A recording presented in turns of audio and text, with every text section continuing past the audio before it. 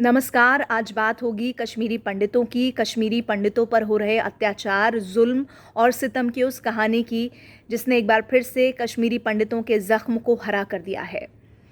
दरअसल त्राल में कश्मीरी पंडित BJP counsellor Rakesh पंडित की हत्या आतंकियों ने की है। घात लगाकर वो बैठे हुए थे और उन्होंने बिना सुरक्षा के बाहर निकले राकेश पंडित को अपनी गोलियों का निशाना बना लिया।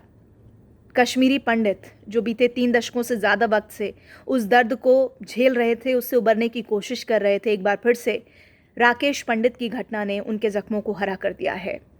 राकेश पंडित के परिवार वाले चाहते हैं कि घात लगाकर बैठे जिन आतंकियों ने उनके परिवार के सदस्य को उनसे छीना है, उस पर कड़ी से कड़ी कार्रवाई हो और उन्हें जल्द से जल्द सज़ा मिले। ये हर परिवार चाहेगा जिसकी भी परिवार का इस तरह से सदस्य आतंकियों की गोली का निशाना बनेगा। लेकिन ये एक बार घटना साबित कर रही है फिर से कि कश्मीरी पंडितों की सुरक्षा एक बड़ा मसला है जम्मू कश्मीर में, ख़ास तौर पर घाटी में। और भले ही कितनी ही सरकारें आई गईं, लेकिन वादे दावे सबने किए। सच ये है कि आज भी कश्मीरी पंडित इस तरह की घटनाओं को देखकर उतना ही अपने आप को असुरक्षित महसूस करता है जितना कि बीते दशकों में उसने महसूस किया है। इसके लिए ऐसी कुछ नीति तैयार करनी पड़ेगी, ऐसे कुछ तौर तरीके अपनाने पड़ेंगे जिसकी वजह से कश्मीरी पंडित जो लोकतंत्र में अपनी भागीदारी को दिखाना चाहते हैं वो जुड़े रहें और उनमें लोकतंत्र में भरोसा बना रहे।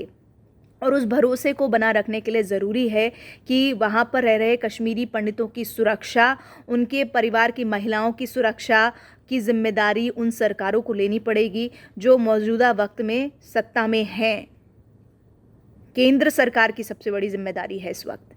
और ऐसे में इस तरह की घटनाओं के बाद जो कश्मीरी पंडित पलायन भी कर चुके हैं, वो भी अपने आप को उसी दर्द से दोबारा गुजरते हुए महसूस करते हैं जिस दर्द को उन्होंने झेलते हुए वो सब छोड़ा था। आप सोचिए कि कोई व्यक्ति जिसने बड़े ही शिद्दत से अपना घर बनाया, जिसने अपने खेत खलियानों को खुद वहाँ पर खेती की, जिसके बड़े बड़े बाग बगीचे थे, जिसके लिए वहाँ पर रहना जन्नत में रहने से कम नहीं था, वो सब कुछ छोड़कर अगर वहाँ से पलायन कर रहा है तो उसकी एक बड़ी वजह होगी। उसकी बड़ी वजह कि ज़िंदगी रहेगी तभी तो ये सब रहेगा।